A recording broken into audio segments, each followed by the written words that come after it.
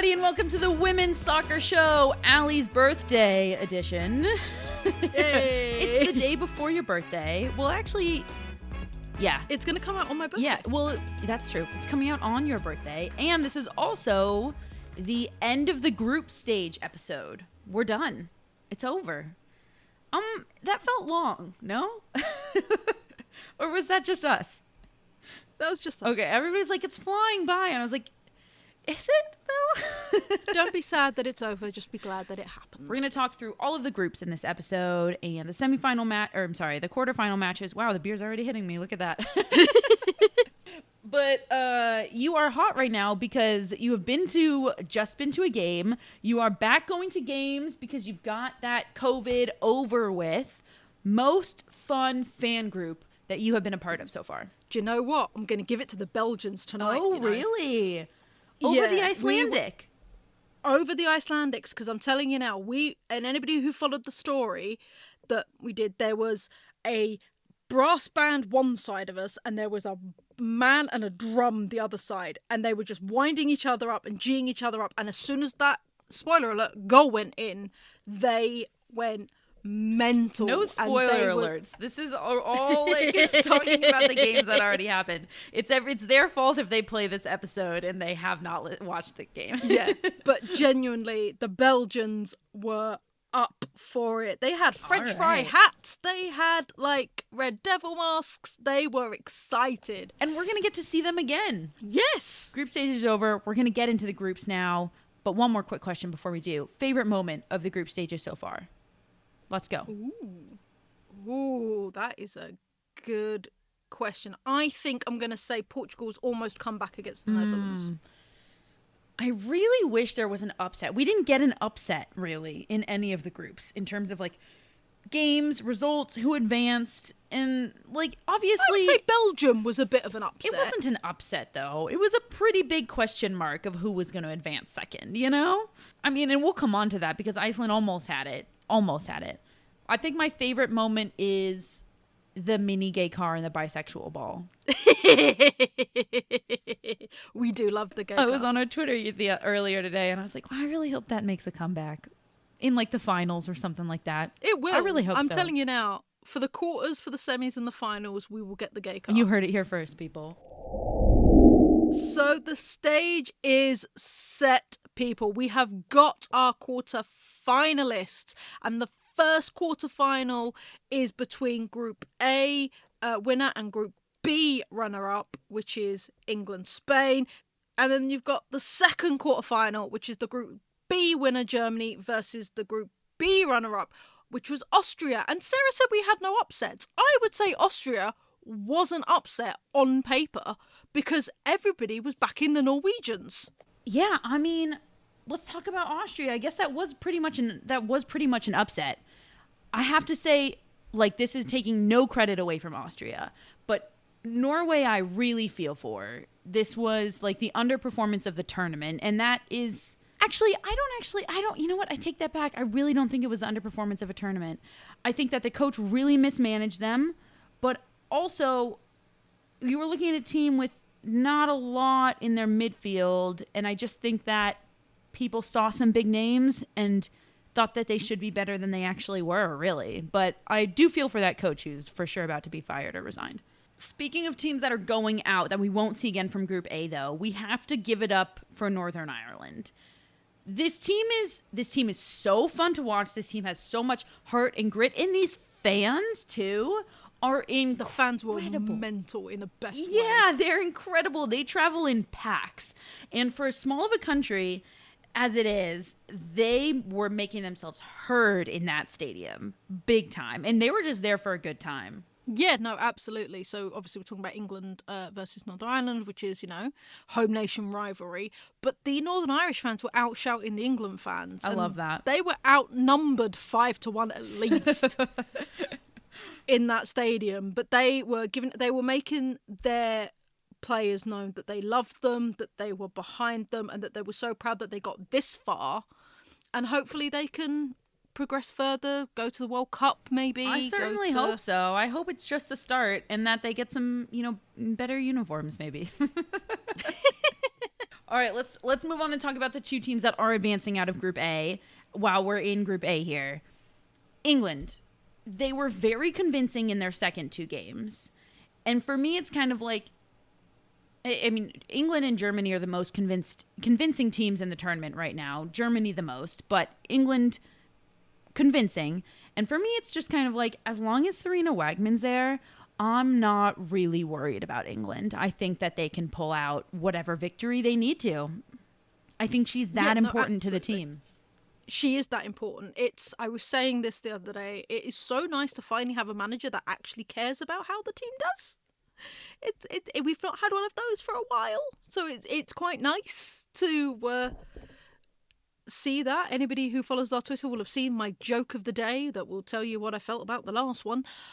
But yeah, so she is key. But I also like the fact that we have such a solid framework now that we can slot different pieces into the framework and it still works and it's still great football. It's depth is what it is. It's depth, it's clean. And it's knowing how to play in the system.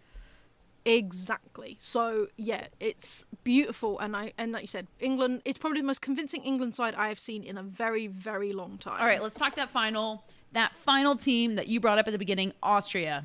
I'm so happy for Austria because... I am too. I love them. Yeah, like they were a team that were ranked quite low, like bookies' favourites to win, but they weren't even on anybody's radar. They put up a solid performance against England in the opening match, which can't have been easy because you've got 70-odd thousand England fans against you. And then to come away with the win against Northern Ireland and then to get that win against Norway, that snatch of a 1-0 victory to convince themselves to the run-up stage. It was just brilliant, and you love that form because they've got some names we know. They've got Zinsberger in goal, and they've got other players like that.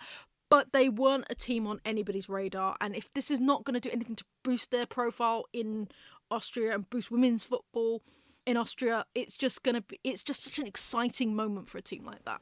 I think that they came out and they really shocked the entire fan base of the Euros. Yeah, absolutely. And there's going to be some fans from teams that haven't progressed that are going to be cheering them on because everybody loves an underdog. Everybody loves an underdog. As they should. Speaking of who Austria will face in the quarterfinals, we've got Group B with Germany, Spain, Denmark, and Finland. So for me, this was the most convincing of the groups. Like, this was the hardest to get out of. Denmark put up a fight. This was not an easy walk for Germany or Spain, specifically really not for Spain. And I was certainly impressed with Denmark. They fought hard. They did not make it easy for anybody. And I think that you can look at this two ways. You can either look at it like these teams are coming out of the group stage having already been under some pressure and some strong competition, and that will help them. Or you can look at it like these teams just had to expend a lot of energy to get here and they might be tired. I personally think it's the former, and I think that Germany and Spain are going to benefit from being in this group. Yeah, no, absolutely. More so, I think Spain. I think Spain, it's going to be the biggest benefit to them because I'm going to be honest, we didn't rate them when they're going in. They had some good performances. I will say that they've had some good performances. Are they convincing? No. We told you not to listen to the bookies, everybody. We told you not to listen to the bookies. Yeah. I don't think they're that convincing. I think there's still some, like, real big chinks in their armour. Totally. I mean... Yeah, so they're not the force that everybody thinks they were. I think the biggest surprise out of that group is Germany, because they were the biggest unknown, I think, because they had such a young squad. They had some players we all knew. They had Pop. They've got players from Wolfsburg and things like that we knew. But they were such a young squad that we were like... Is this going to be just a foundation year and they might get out of the group and then not get out of the quarters? But they have been the biggest shock in how convincing and how solid in every which angle they have come out as, from defence to up front. They've got multiple goal scorers. They've got some, they can rotate their centre-backs and their left-backs and still have the most solid defence in the tournament. No offence, Millie Bright, but they have got the most solid defence. So I think Germany is the biggest shock coming out of the group because on paper they were umming and ahhing. You mean like in how convincing they were able to come out of the group? And Spain, I mean, what else to say about Spain other than if you could score some goals, you'd be the best in the world. But you still the forever problem. Beautiful play, high percentage of possession, no goals. And moving forward, that is going to bite them in the butt. Yeah, stealing something that Lucy Ward, one of our commentators, said at their game the other night, which is Spain seem to want to create the perfect goal. Yes. And they don't quite understand that they need to score goals. And look, Spain's defense is good enough that they really do only need generally one goal in a game, and they could probably advance and continue to advance. Maybe two. They don't need a plethora of goals, but they need to figure that out. So speaking of, let's move on to, actually, before I get on to this, I'm so sorry, Finland. We haven't really talked about you. Thoughts on Finland? I think they gave it a noble effort. Okay. You know, they almost got Spain in that first game with that very quick goal. I think it's the same problem that we've seen with Norway, is the fact that their manager has been for a while, a bit out of ideas, a bit, you know, they were always going to be the underdog in that group. I think it's a bit like Northern Ireland in the fact that you are so happy they got their goal and that they didn't come away with a duck. And hopefully there will be bigger things for Finland. I believe the Scandi countries are due to host next Euros in a few years' time. So hopefully that they will get the finance and the investment and everything else that they can be a worthy home nation. I love that. Okay, so we've done Group A and Group B. Let's preview these quarterfinal matchups. I almost called them semifinal. Again, gonna blame it on the beer. Okay, so matchup number 1, England versus Spain. I think it's going to be a tasty one. I genuinely do, because we've both got history with each other in the fact that we beat them last Euros and we beat them in the Arnold Clark Cup, but they are so tight defensively. I think it's gonna be it's going to come. We say it's being won in the midfield. I think this game is going to be won defensively, and we're going to have to get them on the counter, a bit like Denmark were, but just, you know, a bit more successfully. Yeah, this is an interesting one because England is a team that can really put goals away, and Spain obviously is not. I think that it'll be a close matchup and a very interesting one because they're very different styles of play. However, I think that the way to break down Spain is kind of exactly what England has in those very skilled, very fast, very talented wing players in Lauren Hemp and Beth Mead, being able to dribble at speed, get the cross off, either win balls in the air in the middle or beat players and kind of shift Spain out of their defensive position by dribbling at them. So I think it's England, but I think it'll be a tight one. All right, second quarterfinal is Germany versus Austria. That one I think is going to be even tastier than England-Spain. Really? Yeah. I don't. I mean, I think Austria is a great team, but Germany's been has been the best team in this tournament, hands down. And I think that they'll Austria take them. Have got nothing to lose because they're going in as the underdog. They can go in and play whatever style they want. They can go at Germany however which way they want. And I think that's going to be interesting. I don't think it's going to be an absolute whitewash for Germany. I don't think it'll be a stomping. Definitely not. But I think it'll be kind of a comfortable game for them. You know, I think Austria will struggle a little bit, and I think Germany will take it. I think Germany will win, but I don't think it's going to be the easy game that other fans think it's going to be. What will be interesting is to see how Austria meets the moment mentally. Like, will they be overtaken by it and really crumble? Or are they really going to meet Germany at that moment, kind of like you're talking about, and being like, you know what? Let's go for it. Because if they do that, it'll be a great, great game. I really hope they do. I hope that, because I think they're going to know they're going in as the underdog. They're going against the favourites right now, which is Germany. I hope they go in with we have nothing to lose. It certainly seems, based on how they've been playing, that is kind of their team mentality of like, look, we know we're good. We know we can stick to this game plan, and we'll see what happens. I will say I'm excited for these two quarterfinal matches more than I'm excited for the next two quarterfinal matches, which is not a great way to preview the next two groups we're about to talk about. But I do genuinely think these are going to be both great games. Let's go around the world, around the world. You want to kick it off, Allie? I will. So we are talking CONCACAF. Well, team, we're recording this right before the finals, so we will find out who won, whether it was the USA or Canada. Either way, it's great football. Over to the Africa Cup of Nations. South Africa advanced to the final by beating Zambia 1-0. The other semifinal match was wild. Nigeria lost a player to a red card in the 48th minute and played with 10 players for basically the entirety of the second half.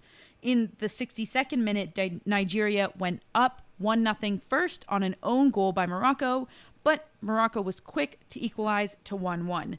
This game is actually currently in overtime as we're recording it. It's in the 110th minute, tied at 1-1. So everybody go check Google to see what happened. And finally, to the NWSL. The NWSL had another weekend of matches. San Diego and Racing Louisville tied nothing, along with Spirit and Pride. Gotham FC lost massively 5-0 to Portland. The Carly Lloyd curse continues. A scoreline we really don't see a lot in the NWSL. KC beat Reign 1-0 in an incredibly fun matchup between the top teams. And finally, Houston took down Chicago 4-1 with an Ebony Salmon showing how much she enjoys her new squad by scoring a hat-trick. Have you checked out Total Football Analysis yet? TotalFootballAnalysis.com provides researched analysis on loads of football games, including women's football. Want to know why Miedemar scores so many goals? Do you want to explore how City have turned it around this season? Head over to TotalFootballAnalysis.com and sign up to learn more about the beautiful game. We have a special discount for listeners of the Women's Soccer Show. At checkout, type WOSO10 to get a full year for €10. That's €40 off the yearly subscription. Head over to TotalFootballAnalysis.com and type WOSO10 at checkout. So through to the next set of quarterfinals. That is the winner of Group C, which is Sweden, who is meeting up with the runner-up of Group D, which is Belgium. And then the final quarterfinal is the winner of Group D, which was France, versus the runner-up of Group C, which is the Netherlands. So let's talk about Group C. This group was made up of Sweden, Netherlands, Switzerland and Portugal. And I have to say it was probably one of the most entertaining groups that we had, and it came from very unexpected sources. True. Very true. I mean, this was a case of Switzerland and Portugal being wildly entertaining as individual teams, and also the fact that they could compete with Sweden and the Netherlands, combined with Sweden and the Netherlands just really underperforming for different reasons, which we'll come on to. But I mean, this group was the one that I was like, this could go all up in flames. Like, there was a chance that we saw Portugal and Switzerland advancing and Sweden and the Netherlands going home. Yeah, that's how crazy this group was. That's why it was so fun to watch every single match. All right, so I mean, I feel for Switzerland and Portugal. They put up great fights, and they just happened to be in a group, A, like together, and B, with the Netherlands and Sweden. But I clap it up. I'm gonna give them. Yep. This is a round of applause. This is for you too, Northern Ireland. I should have clapped for you as well. Because, I mean, every game was close. Switzerland was able to keep both Sweden and the Netherlands close. Portugal was able to do the same. They almost had the Netherlands in game 2. This was just overall a really, really fun group, and it made me really excited to see Switzerland and Portugal moving forward. Yeah, no, absolutely. Again, I'm hoping this is going to spark their versions of the FA to start investing in their women's teams, because come next Euros, they could be forces to be reckoned with if they get the funding, if they can get that backing from their governing sporting bodies. That's what I'm hoping for. And let's remind people, Portugal did this with a very short run up to the Euros because they didn't think they were coming to the Euros until Russia invaded Ukraine. Yes, Frankly. and they had a playoff, and then they got it, and then, yeah, and they've just been absolutely phenomenal. I do want to shout out a couple of players quickly for Portugal, which is their goalkeeper, who had a stonker of a game. Like, that Netherlands game could have been so much more if she hadn't literally put her body on the line.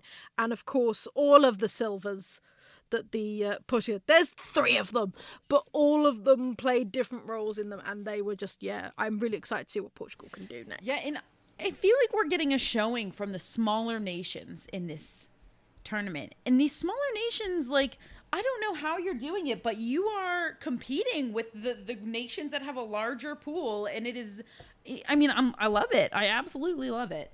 But we got to talk about the Netherlands and Sweden, because I'm not disappointed in the Netherlands because they were plagued by a lot of injuries and a lot of COVID. I am very disappointed in Sweden.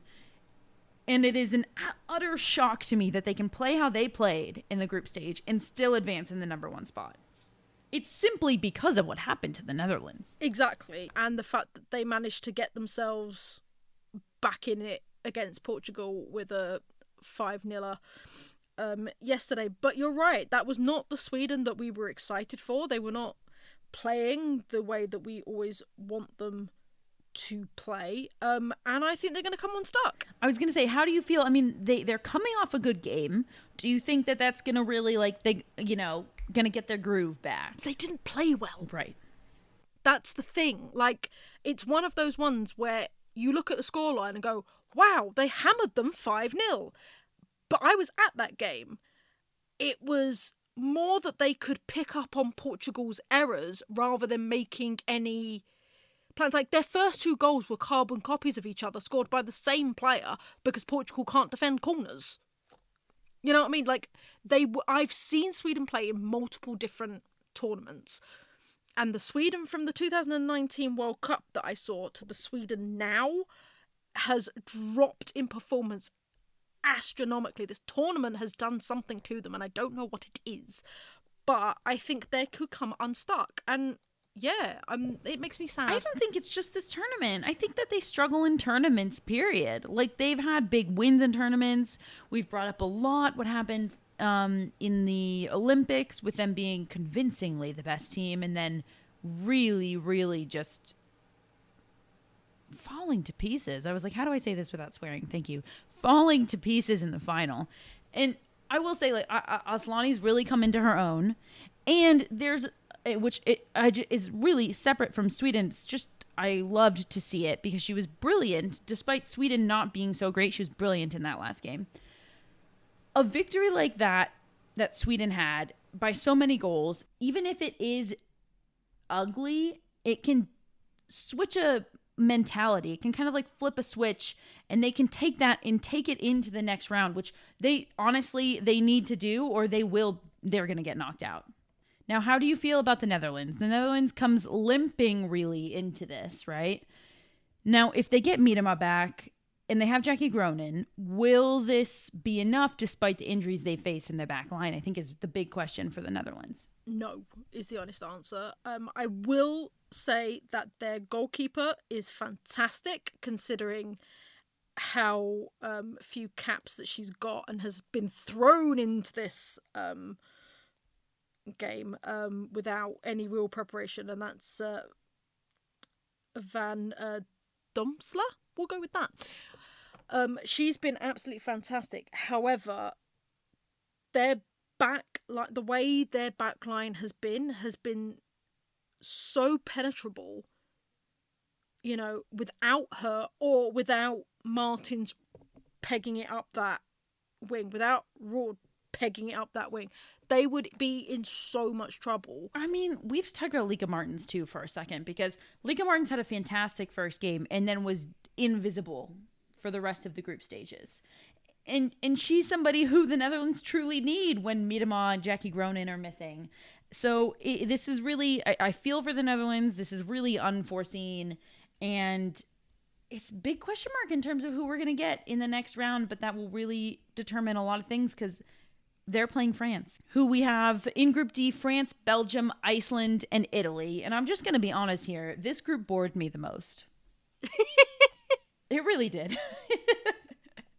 I'm sorry. It was always going to be the group with the least, just the fewest battles, I guess, is the way to put it. You know, like, it was pretty clear, especially after game 1, that France was here and ready to play, and they were going to come out in the number 1 spot. And, you know, that's not disparaging the other 3 teams, who are a blast to watch and let's talk about. I was going to say, they were fun to watch, and some of the games on paper that you'd think, oh, this is going to be so boring, and this is going to be such a, using Sarah's favourite word here, a damp squib, actually were really entertaining to watch and really fun to watch. But yeah, you're right. It was one of those ones where it was like, France are going out number 1, and whoever gets the 2nd seed, I hope you enjoy it, because you're not going to progress past the quarter. To put this down. I don't know why you say that. The 2nd seed's playing Sweden, who could really just beat themselves in this game, right? Okay, so we've got Belgium in the 2nd seed, and we have to talk about this because Belgium advanced because they put a goal away against Italy, right? They beat Italy 1-0, and Iceland was able to tie their game against France. But Iceland needed, if Iceland was going to tie France, they needed the other game to tie in order to advance. So there was a lot of chatter around what happened at the end of this game. Iceland tied it in the last moment in stoppage time. To be honest, like, it was a fun, it was dramatic ending, but it didn't really matter because whether they put that goal away or not, they were going home. Yeah, it is, but it was really weird for this game in the fact that both goals came at the as far opposite ends as you could. So, like, the France goal came within the first minute. I think it was like 45 seconds, and then Iceland get a goal in pretty much the last kick of the game. Yeah. I mean, it's and then odd. A lot of stuff happened in the middle. It was very much it was a VAR game. Oh, my favorite kind, as you know. But a tough ending for Iceland, who, I mean, you look at them and they're coming out of this tournament without having lost, but they're not advancing. And you could argue that they maybe played France better than Belgium did, right? But yet they are still not advancing. So a tough break for Iceland, for our Iceland fans. And I thought a strong tournament for Italy. Do you know what? Italy absolutely surprised me. So they only came away with 1 point, but they were a fun, physical team to watch. There are certainly some players to keep an eye out for in the future, and with their league is being progressed and invested in, especially seeing it this upcoming season, that Italy is really putting in their money. I'm going to be excited to see what Italy can do going forward. Absolutely. This is the tournament of, wow, these teams really performed. Let's see who can keep that investment going and progress. But we got to talk about France. The group of France. And for me, France, like, we have seen them in top form in this first group stage, right? And we have also seen them at their worst form. And yes, they have lost some key players, unfortunately, but this is kind of the France that we thought going in. We were talking about how they're unpredictable, totally inconsistent, unpredictable. And when they're great, they are great. But you don't know what France you're going to get on any given day. Let's talk about these quarterfinals. So one of the quarterfinals is Sweden versus Belgium. The other is France versus Netherlands. And I'm going out of order here. I'm sorry, because the last quarterfinal is France versus Netherlands, but we're talking about France. This could be an evenly matched game between a limping Netherlands and a medium France, right? Yeah, no, absolutely. It's probably the one that I am least confident in predicting who's going to progress out of it, because if we get the France that we had versus Italy, the Netherlands are gone. They're done. That's them. If we get the France that was playing against Belgium, all it's going to take is for Jill Roux to nick a goal, for Van der Donk to do another one of her flying shots like she did against Portugal. And France are gone, and France are one of the main favourites along with Germany and England. So, but they have been so up and down and so inconsistent with their play that, yeah, it's as we said, it's down to which France turns up. You could say that they're limping in not quite as much as the Netherlands, but they lost Katoto, who is a key member of that team, and like to Vivian Miedema really impacts the team and impacts the way a team plays against France. I agree. This is completely unpredictable, frankly. Let's talk about the other quarterfinal, the third quarterfinal, because we went out of order. Trying not to confuse you, everybody. I'm sorry. We're going to talk about Sweden versus Belgium last. Sweden, the disappointment of my heart. Belgium, been playing well. And you know what it is about Belgium, for me, is they are efficient and they are organized. They do not need a lot of chances, but they will score. This is true. And do you know what I saw is the fact that Belgium, for me, play like Austria do, in the fact that they play as if they've got nothing to lose. And I want to shout out their number 2. Now, I'm going to butcher her name, and I'm really sorry about it. But her name is Filtergens. We'll go with it. But she is this little pocket rocket who absolutely shows no fear. Absolutely no fear whatsoever. And that's what I saw tonight against Italy. Because she is tiny. She is 5 foot something. Like, I think like 5'1", 5'2". She's tiny. But she was going up against players that were like twice her height, twice her size. And she wasn't having any of it. And I think she's going to do the same against the Netherlands. If she's starting, and she was controlling that back line with the goalkeeper and saved Belgium on so many occasions when Italy were going like absolutely shotgunning goal to try and get the win. And that's what excites me. Belgium's defence is what's going to do it for them. It really is. Do you think they have enough to take on Sweden, though? Based on the Sweden that I saw, yes. Yeah, absolutely. Truly. Because they've got the energy and the pace which Sweden do not. Sweden were slow, lackluster, frankly boring. Yeah, so maybe... even though they scored so many goals. I mean, look, I was saying I was more excited for the first 2 quarterfinals, but these 2 could be extremely unpredictable. I'm kind of in the place where I'm rooting for any kind of upset whatsoever. I just want to see everything turned on its head. And I'm sorry, England fans, because that means that I'm you're a favorite. It's coming home, Sarah. Do you not know that? It's coming home. I've said from the start, I thought going into this tournament, Sweden and England were the top 2 teams. Sweden has really disappointed me. England have not yet. So props. I mean, the only team I'll root for ahead of England, I think. Actually, you know what? I don't even know yet. I don't even know anymore. My heart has been pulled in so many different directions in this tournament. I feel like they make fun of Emma Hayes on a pregame and halftime commentary where they're like, you've picked like every team that you like. Like you just say you like every team. And I feel like that right now. I'm like, my heart's been pulled in a lot of different directions right now. But we have some fantastic quarterfinals set up. Those are happening starting Saturday. We got one Saturday. Okay, hold on. That's not true. What am I saying right now? Those are happening. No. Those are happening. They start on Wednesday. Try it again. Those are happening starting Sarah's Wednesday. had a beer. Sarah's drunk. Was it a good idea or not a good idea to have record with a beer? I don't know. So those are... You've got the rest of your day to deal with. I'm done. I gotta go play soccer right now. So the quarterfinals. We've got Wednesday, Thursday, Friday, Saturday. Our next episode drops on Friday, which will be covering the first 2 quarterfinal matches. And then after that, I'll be in London, baby.